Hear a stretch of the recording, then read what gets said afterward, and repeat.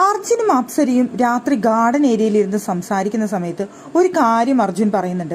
പക്ഷേ നമുക്കത് എപ്പിസോഡിലോ ലൈവിലോ കാണിച്ചിട്ടില്ല എന്നാണ് എനിക്ക് തോന്നുന്നത്. ഞാൻ കണ്ടതായിട്ട് ഓർക്കുന്നില്ല അങ്ങനെ ഒരു സീനിന്റെ കാര്യം. എന്തായാലും അർജുൻ ഇത് പറയുമ്പോഴാണ് അപ്സര ഇരുന്ന് ചിരിക്കുന്നതും അപ്സര ഇരുന്ന് സംസാരിക്കുന്നുണ്ട്.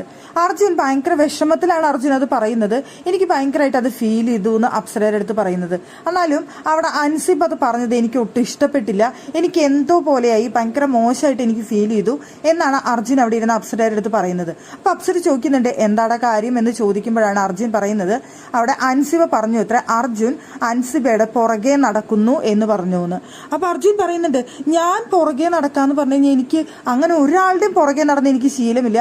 കോളേജിൽ പഠിക്കുമ്പോൾ പോലും ഇന്നേ വരെ ഞാൻ ഒരാളുടെയും പുറകെ പോയിട്ടില്ല. എനിക്ക് എന്തോ അത് ഇഷ്ടമല്ല, ഞാനത് ചെയ്തിട്ടുമില്ല.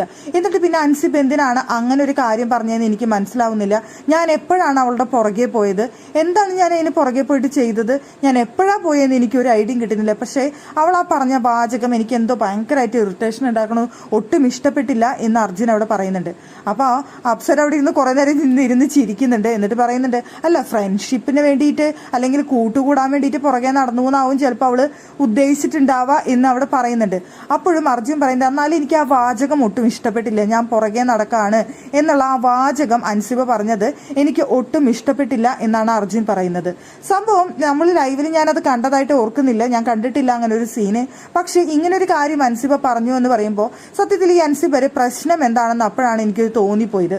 കഴിഞ്ഞ ദിവസങ്ങളായിട്ട് ജിൻഡോയെ കുറിച്ചും അൻസിബ ഇതേപോലെ സംസാരിക്കുന്നുണ്ട്. ജിൻഡോ പുറകെ വരുന്നു, ജിൻഡോ ഒരു പൂവാലിനായിട്ട് പുറകെ നടക്കുന്നു, പാട്ട് പാടുന്നു, ജിൻഡോയ്ക്ക് വല്ലാത്തൊരു രീതിയിലുള്ള അടുപ്പം കാണിക്കുന്നു. രതീഷ് വന്ന അന്ന് മുതലാണ് ഇത് കാണിച്ചു തുടങ്ങിയത്. എന്തൊക്കെയോ കാണിക്കുന്നു എന്ന് പറഞ്ഞുകൊണ്ട് ജിൻഡപ്പനോടുള്ള ബഹുമാനം പോയി, ജിൻഡപ്പനെ ഭയങ്കര മോശമായിട്ട് ബിഹേവ് ചെയ്യുന്നു എന്നുള്ള തരത്തിലൊക്കെ അവിടെ അൻസിബ പറഞ്ഞു നടക്കുന്നുണ്ട്. പിന്നെ ഇപ്പോ അർജുൻ അങ്ങനെ പറഞ്ഞപ്പോൾ ഈ അൻസിബയ്ക്ക് അങ്ങനെ എന്തെങ്കിലും ക്രിയേറ്റ് ചെയ്യാനായിട്ട് താല്പര്യമുണ്ടോ എന്ന് തോന്നിപ്പോയി.